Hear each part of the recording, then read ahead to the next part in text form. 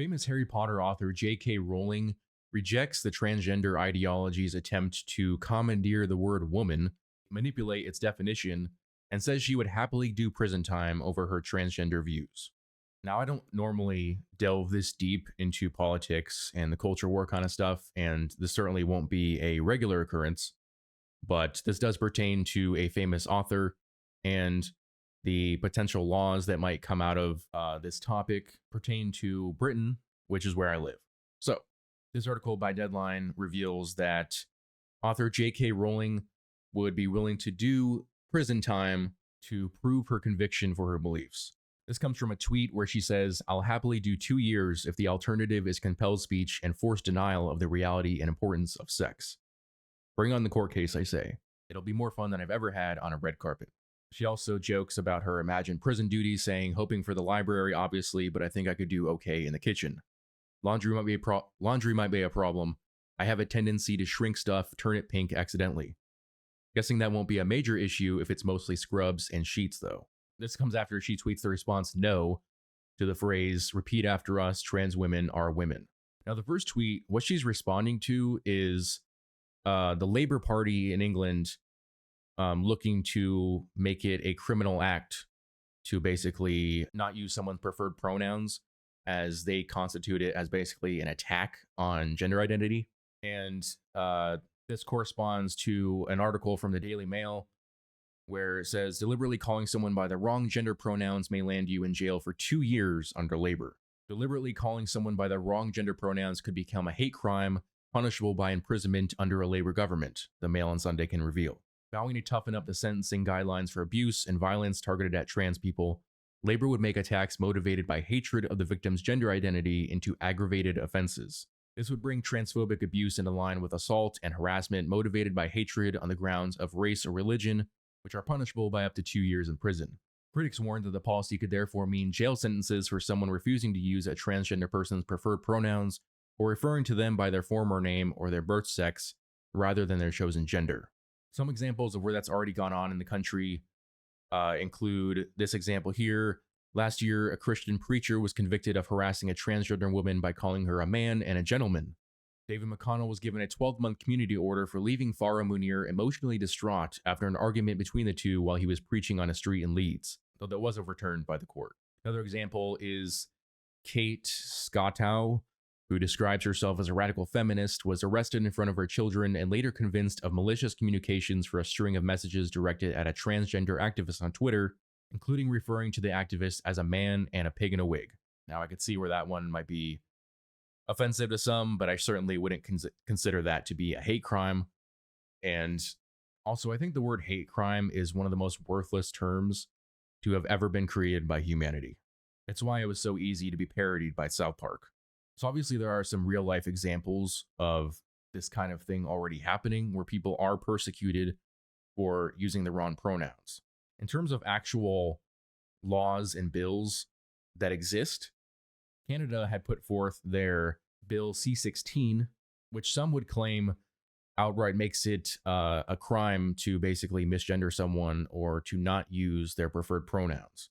Now, this article kind of summarizes the bill, and what it says is that this is basically a human rights bill, and what the change was to it was that the words gender identity or expression were added.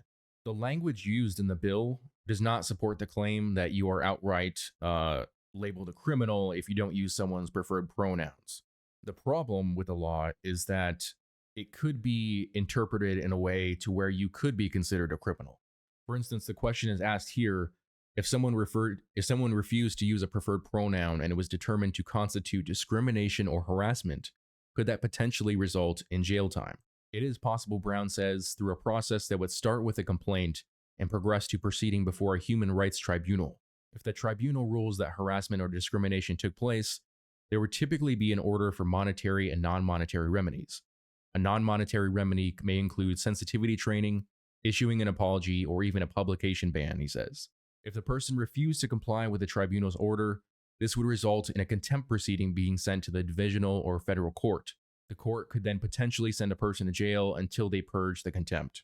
So first of all, the idea that if you said something in person or even maybe on social media and that you could potentially go to be called before a human rights tribunal is insane in and of itself. But let's kind of go through the process here. The person answering the questions makes it seem like it is extremely unlikely to happen, but consider the examples that we saw so far. Imagine that Christian preacher um, who does not care to deny reality and possibly on religious grounds is not willing to call a man a woman. So in Canada, depending on how the judge or tribunal or whoever interprets the terms discrimination or harassment, they may include the preacher's uses of the words man and gentleman. If the transgender person in question, I guess it seemed emotionally distraught enough that they could interpret it as discrimination or harassment, then they could be called before a human rights tribunal, and they would basically say you pay a fine or you apologize or go to sensitivity training. Now, if on the grounds of not wanting to be compelled in what you're going to say, the preacher decides to refuse, saying that it's wrong and I'm not going to pay the fine, I'm not going to go to sensitivity training, well, then they could be sent to jail until they, as the article says, purge the contempt of court, which is crazy. If you simply refuse to be compelled to use certain language and then you're not willing to pay a fine or go to sensitivity training, you could go to jail until you at least publicly agree with them. And so going back to J.K. Rowling, we're not at that point yet in Britain. But looking at Canada, we could very well be there within the next year. And J.K. Rowling has been on the front lines of this online gender culture war for a while now. Towards the beginning, she was extremely supportive of the transgender community, but she started to push back when they attempted to kind of co-opt the language concerning women, where they started to develop terms like birthing person to use to identify a woman in order to not make a transgender woman feel left out because they don't have the reproductive organs to birth a child. The funny thing is that she originally supported a lot of the transgender stuff, but she's also a hardcore feminist. And being a feminist, she believes that certain aspects of transgender ideology can't be reconciled with feminism because in some ways it denies womanhood. And we know that at least in terms of the language, some proponents of transgender ideology are rejecting the idea of womanhood, or at least trying to redefine it. Now, my take has always been, if you're a man and you want to identify as a woman, that's fine. If the people around you are okay with using your preferred pronouns, that's fine.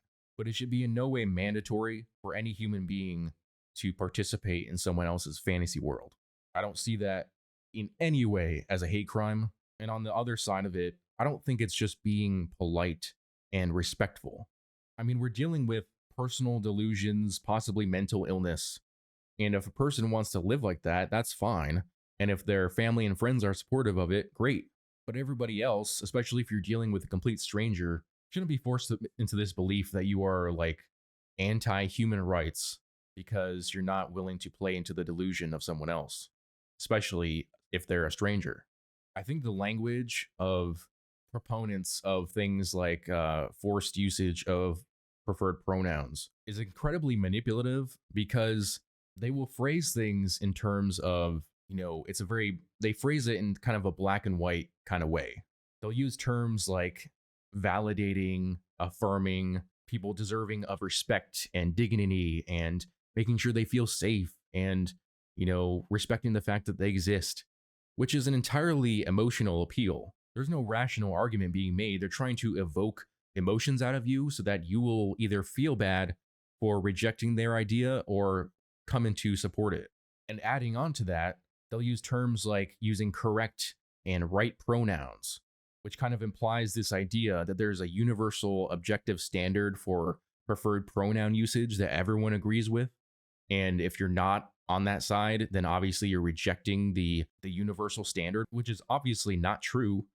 There are plenty of people who reject that idea. It is not the norm. If it was, they wouldn't have to fight so hard to get everyone to participate. Plus, you add on to that the fact that it basically continues the whole victimization narrative that non-binary, transgender, whatever people are constantly forced to go around and justify their existence. which as a concept never made sense to me in the first place. You know, unless you believe you're an imaginary person, obviously you exist. So if the purpose is to uh, acknowledge that how someone identifies is a part of objective reality, then that's ridiculous. But I'm going to step off my soapbox now. Let me know what you guys think about this in the comment section below. As always, if you enjoyed this video, please hit that like and subscribe button, as well as the notification bell so you never miss out on a new video. Thanks for watching.